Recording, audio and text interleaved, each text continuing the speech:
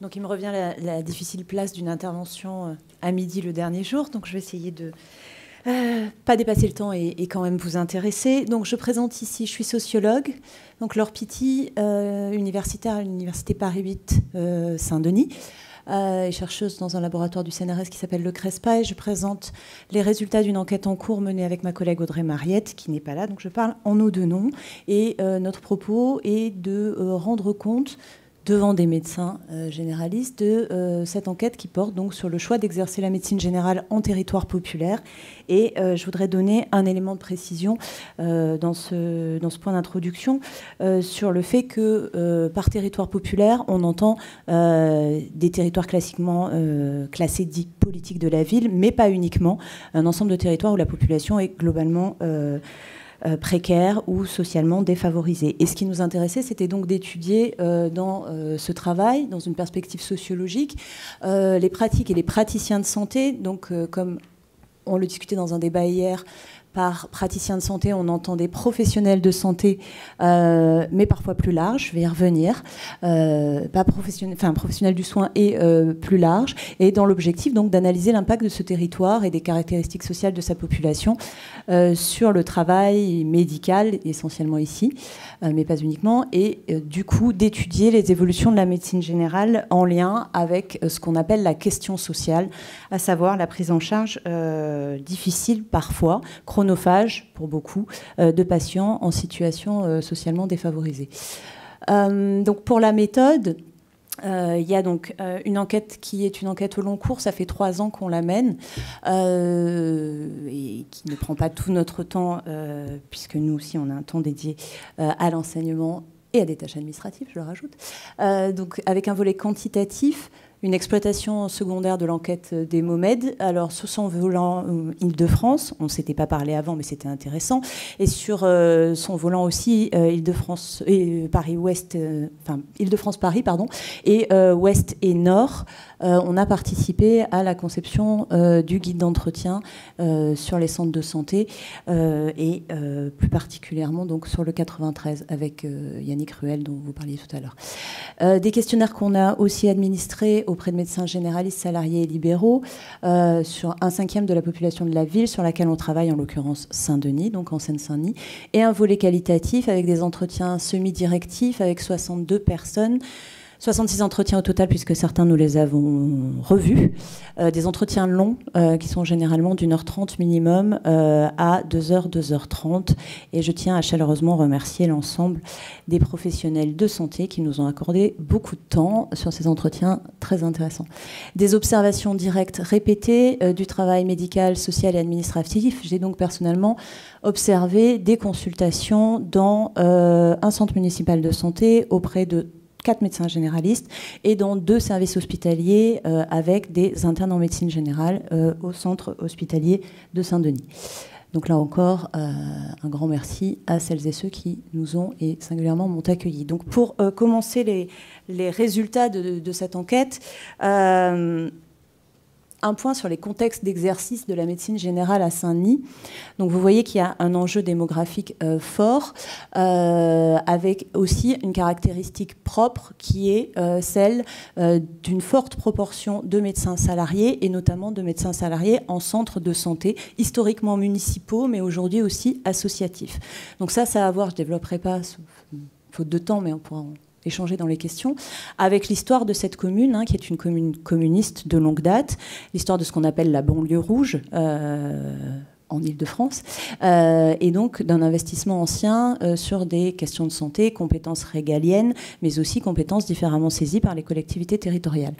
D'où ce poids des médecins en centres municipaux de santé qui est plus fort qu'ailleurs en Île-de-France et qui est plus fort qu'en France. Une démographie médicale déclinante, mais aussi contrastée en exercice libéral. Ce qui est intéressant, c'est de voir que pour une densité de médecins généralistes, je ne l'ai pas noté, mais qui est de 67 médecins pour 100 000 habitants, donc faible, un peu plus forte que la Meuse, mais faible.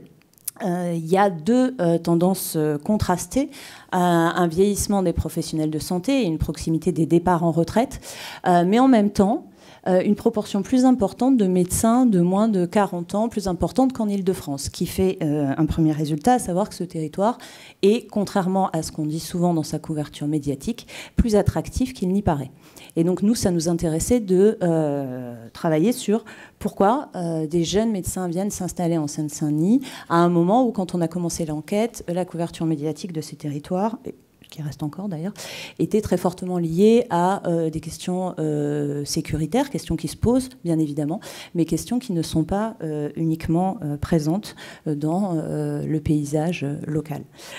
Donc, pour terminer donc sur cette question de contexte d'exercice, c'est une ville qui est située dans le département le plus pauvre de France métropolitaine.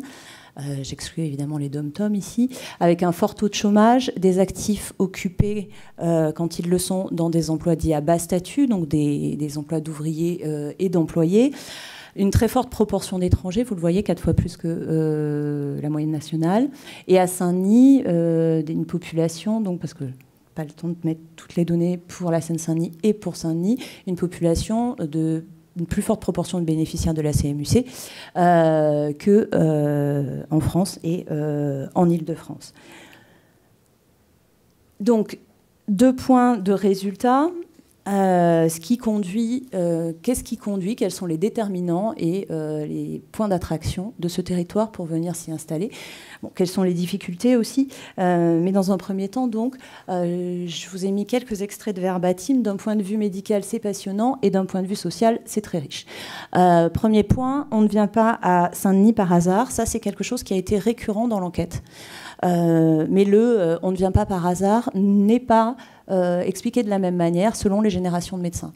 Pour ceux qui ici sont le plus anciennement installés, donc ceux qui aujourd'hui sont proches ou en passe de partir à la retraite, il y a un enjeu très fort d'expérience militante dans les années 70, voire au début des années 80, et un cadre d'exercice libéral qui favorisait le fait de choisir comment on allait exercer la médecine au plus près de la population, comme c'était dit alors.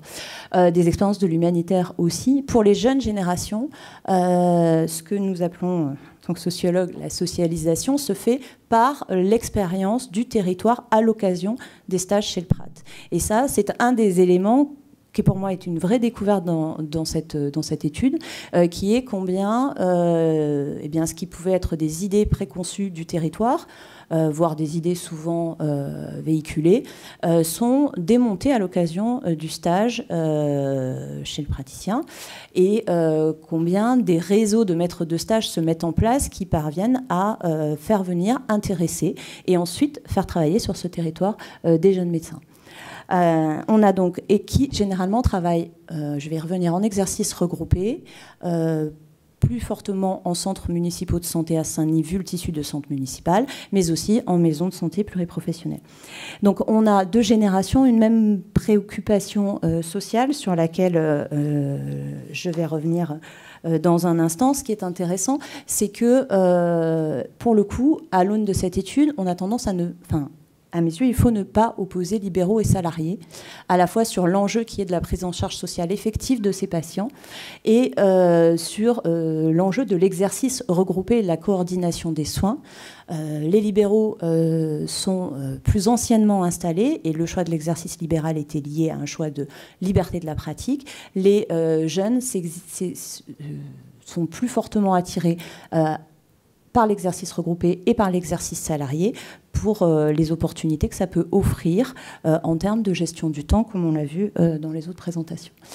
Donc, dernier point de résultat, au-delà donc de la distinction libéraux-salariés, le rôle social du médecin, ce qui est intéressant sur un territoire comme celui-ci, c'est, encore là, verbatim, le médical et le social. Ici, on est obligé de tout mélanger.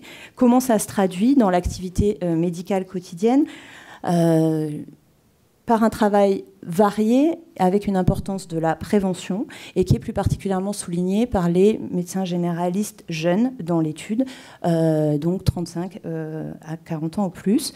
L'action sur les facteurs de risque, l'éducation thérapeutique des patients, en particulier la prévention de l'obésité, dont on sait très bien le caractère plus fortement ancrée dans les populations les plus précaires, dont les observations montrent donc que cette importance de la prévention, elle est inversement proportionnelle au degré de précarité sociale des patients, mais c'est un des éléments valorisés dans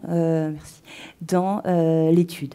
Le fait que ce travail, qui inclut une part non strictement médicale, avec un enjeu aussi d'information sociale, plus ou moins saisi par les médecins selon leur cadre d'exercice, mais qui n'est pas strictement délégué aux agents d'accueil en centre de santé, aux médiatrices de santé dans les expériences de centres associatifs, aux agents d'accueil en centre municipal de santé, aux médiatrices dans les expériences de centres associatifs ou aux secrétaires en exercice libéral.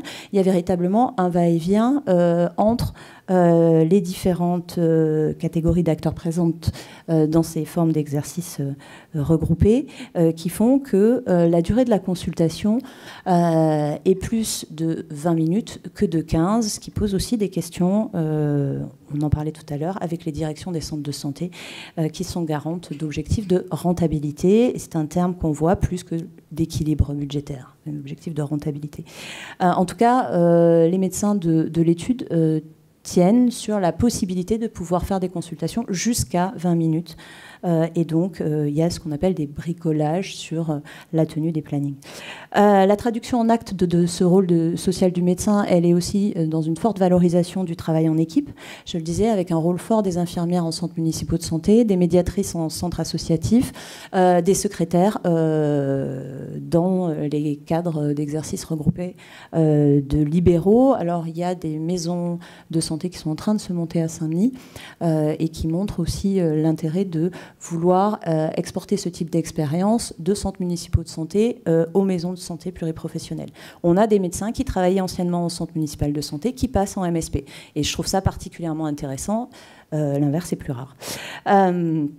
Par ailleurs, un travail en réseau, un travail qui déborde du lieu d'exercice stricto sensu. Il y a un réseau avec l'hôpital autour d'un échange de pratiques. Il y a des groupes de pairs qui mettent en présence des médecins généralistes libéraux, salariés, jeunes et moins jeunes.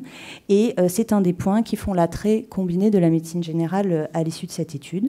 Donc pour conclure, dans un territoire où les inégalités sociales de santé sont particulièrement marquées, cette importance du rôle social du médecin comme aussi un facteur de valorisation professionnelle passe par l'attention portée aux moyens de la prise en charge effective des patients les plus précaires ou les plus défavorisés, avec pour cadre de référence l'idée donc d'une médecine globale qu'on retrouve ailleurs, mais qui est ici entendue comme médecine sociale. Et ce qui est intéressant, c'est le caractère aujourd'hui positif de ce terme de médecine sociale, là où il a pu être plutôt réactif et rebrousse-poil dans les décennies précédentes, si vous me permettez l'expression.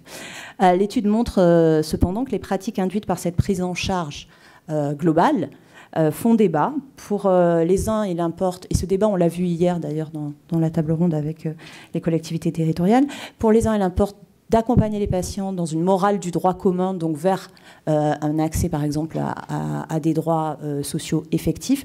Pour les autres, se pose la question de quel enjeu la précarité pose-t-elle à la pratique clinique, voire avec des expressions comme clinique de la précarité, qui implique une prise en charge spécifique, par exemple, hors les murs, pour les patients les plus précaires et sur ce territoire, pour les patients dits ROM. Voilà, je vous remercie de votre attention.